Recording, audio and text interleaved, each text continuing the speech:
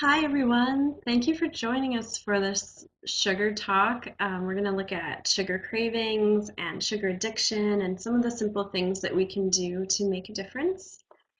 My name is Laura, and I'm a holistic health coach. I work one-on-one with women around changing their diet, finding kind of the right balance of foods for them, and often looking at cravings and emotional eating as well, body image sometimes. I've done a couple group programs too where we'll do sugar detoxes together. And those are really fun because then there's these group aha moments about, wow, I didn't know sugar was in this, or I feel all these withdrawal symptoms. I had no idea I was so addicted. And then by the end of the week, feeling more energy, finding this natural sweetness in foods. It's really fun to do those in a group setting. Great accountability too.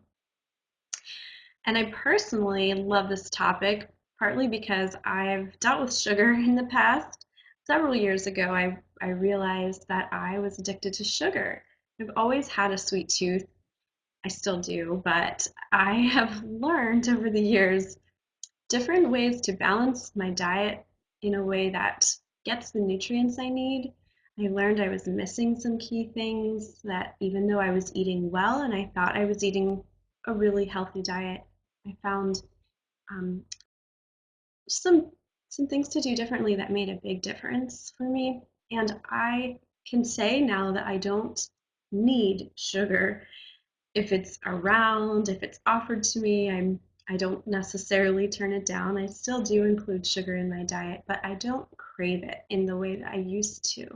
And I've even found foods now to be some desserts to be too sweet, which is something I could have never imagined myself saying before. So we're going to look at why sugar is a problem, what it does in our bodies. We'll look at a few of the reasons for cravings, and then I'll go through a simple detox for those of you that want to really jump in and do something to make a difference. We'll talk about what that would look like. All right, so let's get started.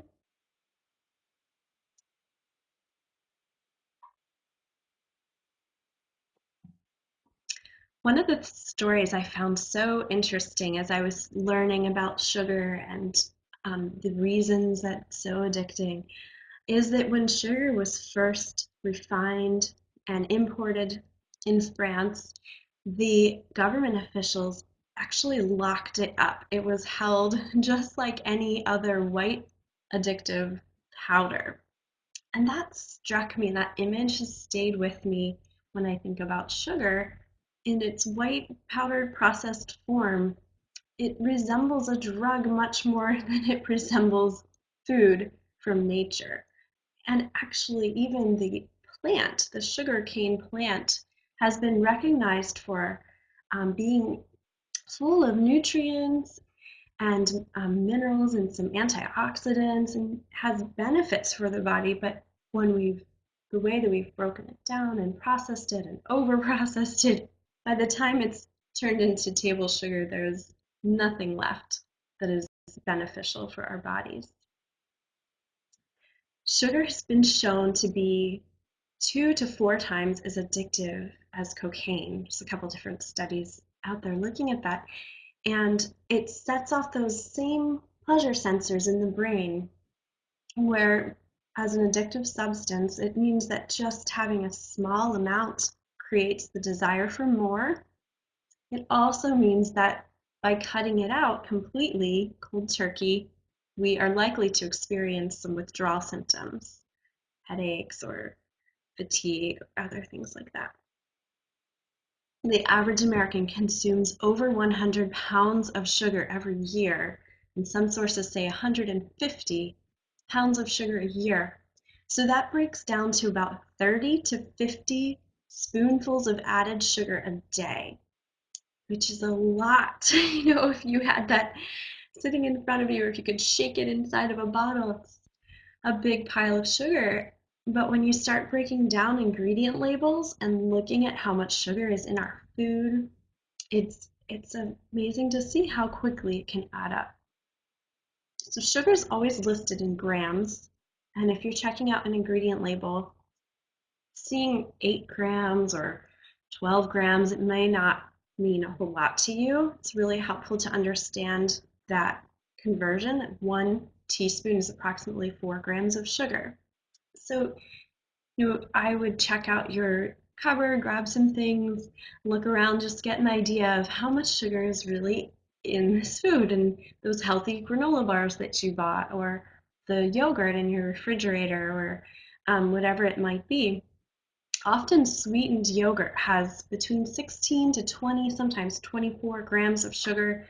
That's 4 or 5 extra spoonfuls of added sugar in something that we think of as fairly healthy fruit and sweetened yogurt.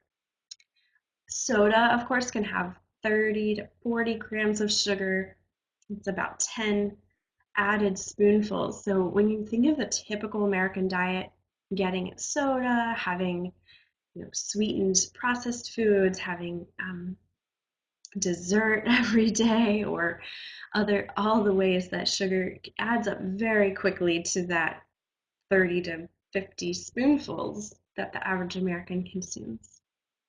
So the actual recommended amount is to stay below about 25 grams a day, 5 added teaspoons of sugar.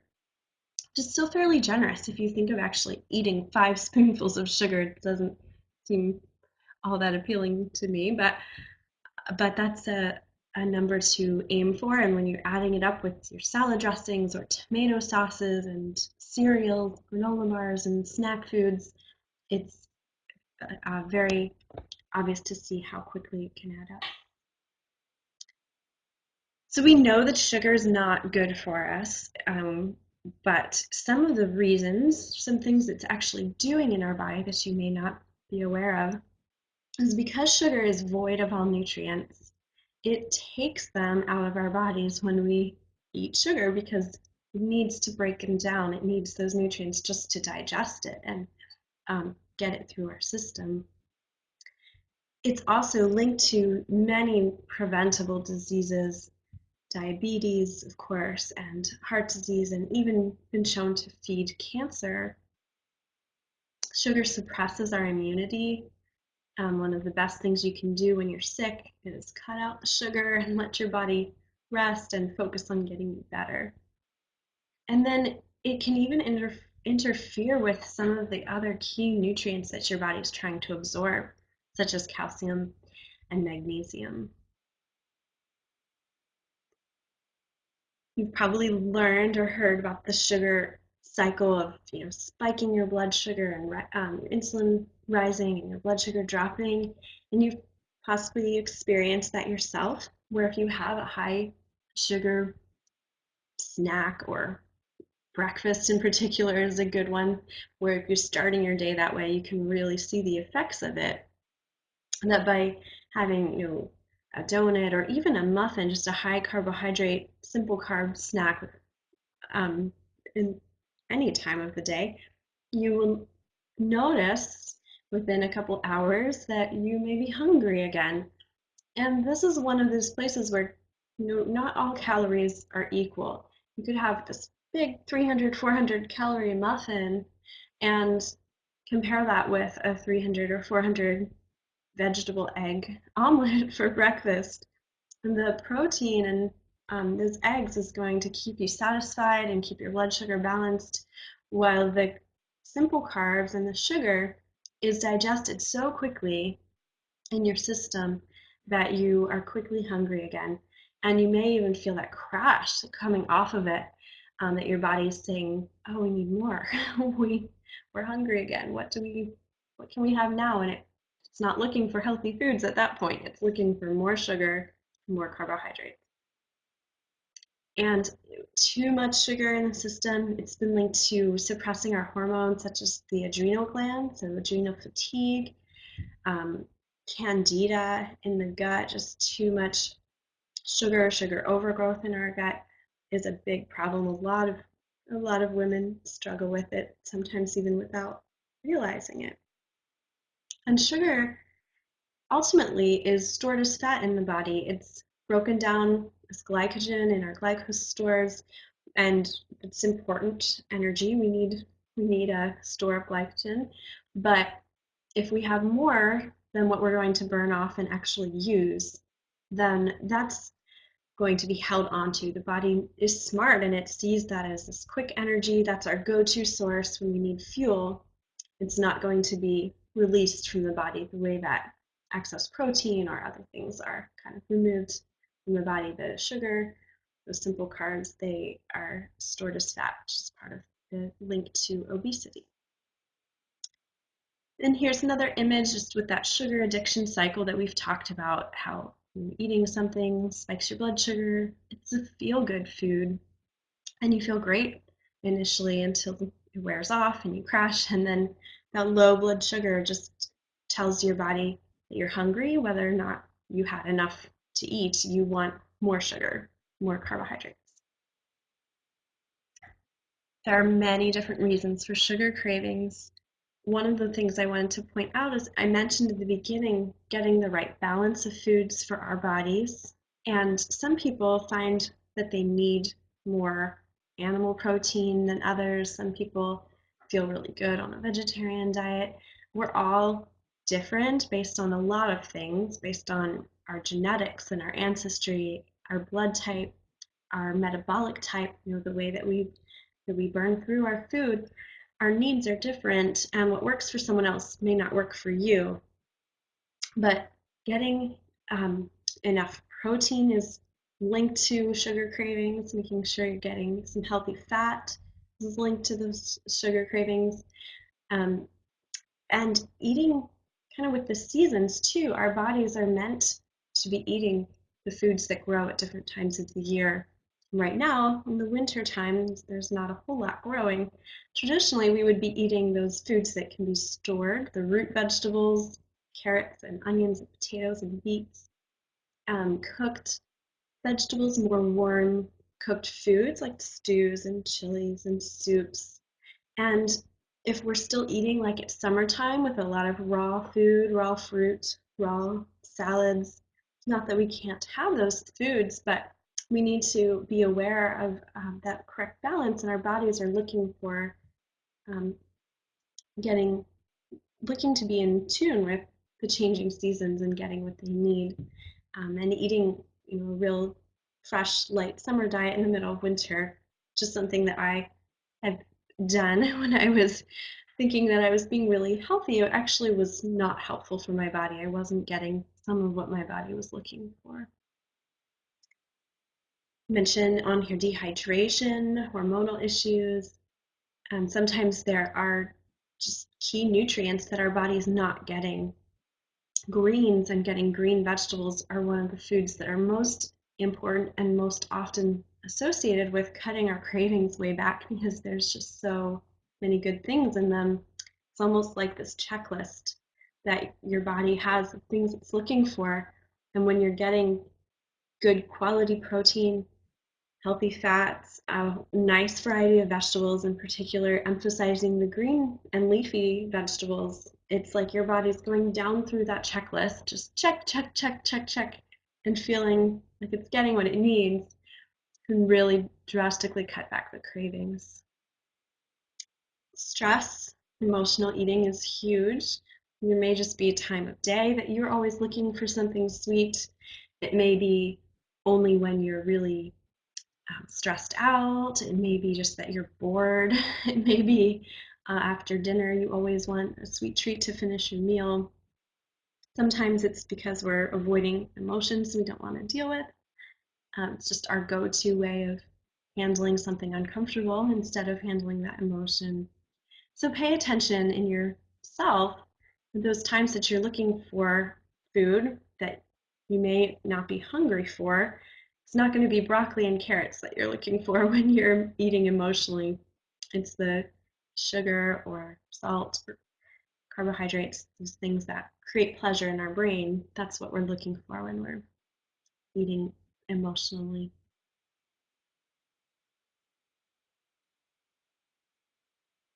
So let's go through some tips and things that can make a big difference with your sugar cravings. One of the most important steps you can take is to balance your blood sugar. Again, if you can start your day with protein and even vegetables, even better, but getting in some protein with every meal, getting in some healthy fat, keeping your blood sugar stable, as opposed to a meal that is solely carbohydrate or simple carbohydrates. And we think of, sweet things, donuts and pastries. That can even be, for some people, a bagel, half of a bagel, or a piece of toast in the morning, or cereal. Those foods that, have some healthy benefits, have some nutrients in them. If there's no protein or other healthy fat or some fiber to help slow that down in your system, if it's not, whole grain oatmeal or things like that, it can make a big difference with how quickly your blood sugar spikes and can set you in that chain of looking for more sugar. Trying to space out your meals, if you're eating well and you're getting these nutrients and adding in some protein and fat, you will not be hungry in 2 hours the way that you are after having a muffin or a bagel or something that's broken down so much more quickly. It's also really helpful if you can avoid eating a few hours before bedtime and give your body a full 10 to even up to 12 hours of digestion and rest from all of the digestive work. Dehydration is a major reason that we crave food, sugar, other things. So getting lots of water every day, that's a great place to start. Getting enough sleep. Sleep is linked to our hormones, particularly our appetite hormones, appetite suppressing. And when we're tired, our bodies are smart. They want the quick energy. They want the pick-me-up. So caffeine, of course, but sugar and carbohydrates, those are the things that give the quickest energy. It goes kind of straight into the blood sugar that you can feel it immediately. So it's really hard to be motivated to eat well and to make good choices when you're not well rested. Staying active too, just keeping your body in good balance. Doesn't have to be anything intense, but getting in some short walks, some sort of exercise routine can really make a difference. It's natural to crave sweet foods. That's not a problem in and of itself. Nature is full of sweet things, and we want them because there are nutritious sweet foods that are available to us. So being aware of getting your quota of sweet things with good whole foods, emphasizing fruit we think of as definitely nature's candy, but even a lot of sweet vegetables. So emphasizing sweet potatoes or roasting your vegetables brings out the sweetness in them.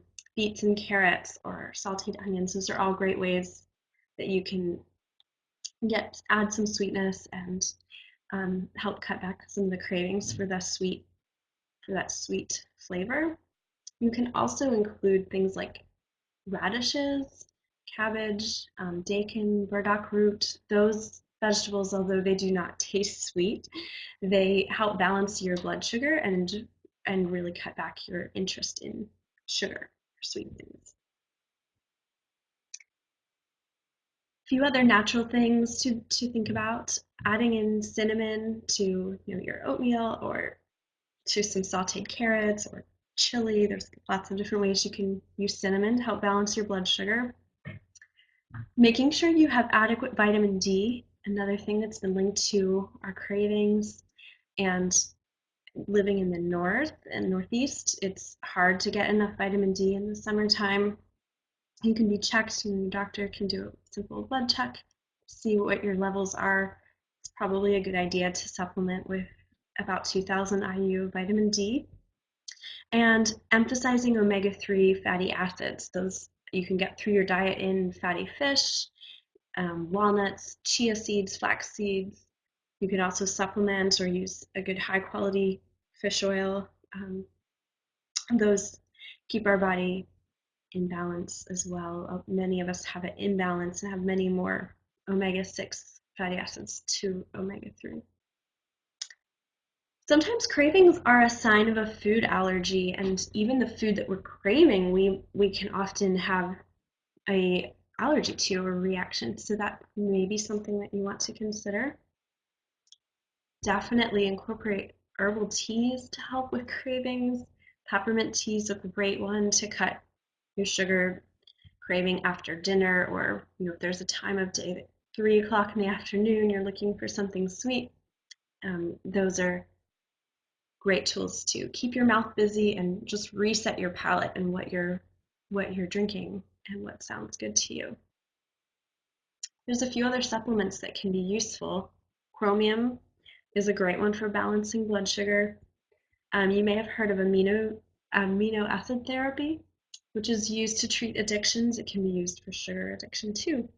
Things like glutamine and tyrosine are some of those amino acids that can be helpful. Of course, you want to stay away from all of the fake stuff. I listed out some of those names for you: high fructose corn syrup, all of the other alternative sweeteners that have become pretty popular, very addictive as well, and have some harmful effects on the body. But if you're still looking for, the extra sweetness for certain foods, the two that I recommend the most are maple syrup and honey. They still have the same effect on your body. They're going to raise your blood sugar. They're digested in a similar way, but they're not void of nutrients. They're not going to deplete your body the way that sugar does, because they have antioxidants, they have minerals like copper and iron, they have some vitamins in them, and some other good things that come along with it. So, in small quantities, those are good options that you can include. Agave nectar is not great. It's been shown to have some harmful effects to the liver in large amounts, so I usually stay away from that one. Brown rice syrup, you may have seen there were findings of arsenic in some brands. That's another one that was popular for a while, but I don't usually recommend it. And then stevia is a great option. It's becoming really popular right now, and comes from the plant. It's pretty natural. It does not raise your blood sugar or have the effects that sugar does, which is great. However, there's not a whole lot of research to show what those effects are on the body. And with all sweet things, it's something to limit and use in moderation. So if you're moving toward less sweet foods and just wanting to, move slowly in this process, I listed some transitional foods. Of course, fruit are always a great snack, or baking them can make it seem more like a dessert. Combining dried fruit with nuts to get some protein, but also fat, along with the sweet fruit. You can use smoothies, yogurt, blend your own fruit in, or go really high quality chocolate to get minimal sugar and more antioxidants and more benefits.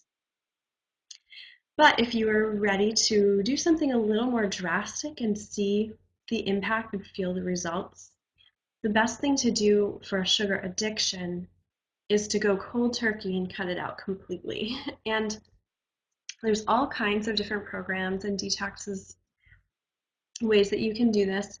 What I do most often in my groups is a simple 7-day detox, and I really like it because it's short enough that you can see the end in sight and you feel like you can be successful and stick to it, as opposed to the 3-week long detoxes.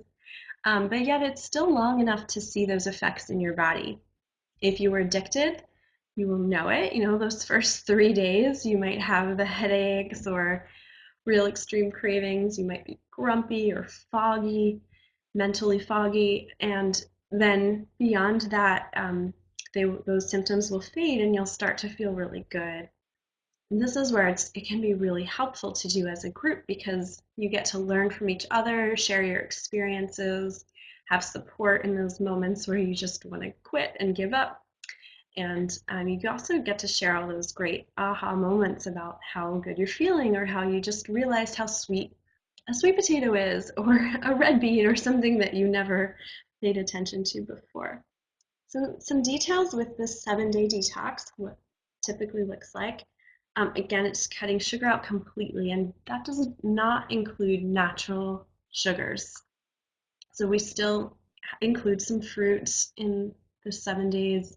Even a little bit of dried fruit is okay. It can be a good way to get a, a sweet craving covered in the middle of the day if you have a little bit of dried fruit and some trail mix or a date with peanut butter, something like that as you're learning to live without your sugar for those 7 days. It's enough time to reset, kind of cleanses out your taste buds.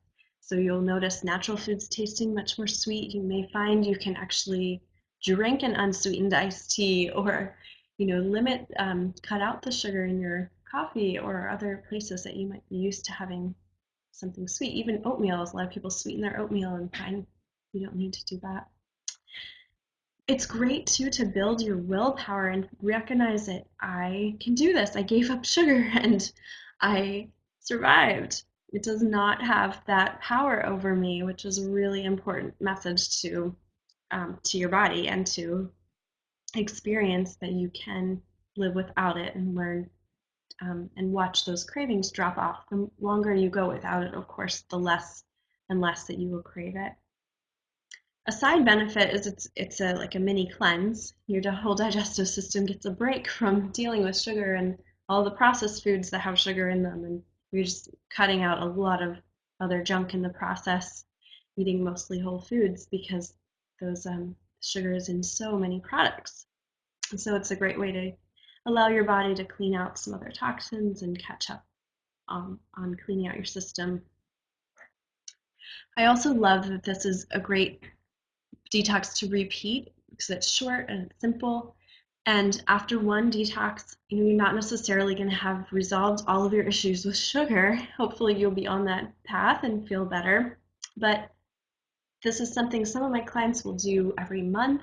I usually host a cleanse every season, about every 3 to 4 months. And each time, women have told me it gets easier and easier each time they're struggling less and less with giving up sugar. They know their bodies know the rhythm, they know they can go without it. They're finding other foods to be hitting the spot that are naturally sweet. And they're able to make some changes after each one that will stick. So after one detox, you're not going to necessarily turn your whole diet upside down and be eating the way you want to eat, but you can maybe implement a small tweak, or think about what you want to look like, how often you're going to have that chocolate or this dessert, if it's going to be every other day instead of every day, or moving in the right direction. And with each detox, then just adding on to that little by little to be more and more successful. And for life, of course, it's very difficult to say you're never going to have sugar again. And I think the 90-10 rule is great, where you know that most of the time, if you're eating well, getting whole foods, lots of vegetables, good protein, good fats, and healthy whole grains, that you can have a little wiggle room in your diet for those extras and not feel guilty about that.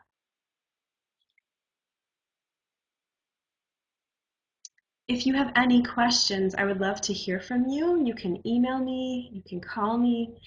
I also do consultations if you just want to talk about what you're experiencing and what health coaching would look like. I'm happy to set up a time to chat about that. I'm also, I have handouts that if you want to email me and just request the handouts, I can give you an overview of the 7-day detox that we talked about, an overview of these 10 tips for overcoming your cravings. There's a few bonus tips on there as well, so that you can have all the resources that can support you going forward. Thank you so much for joining us. I hope that you found some helpful information. I hope that this will kickstart your own journey toward changing your relationship to sugar, being less dependent on sugar, and allowing your body to find energy in wholesome and good foods, and using sugar as a occasional treat. So have a wonderful rest of your day. Thank you.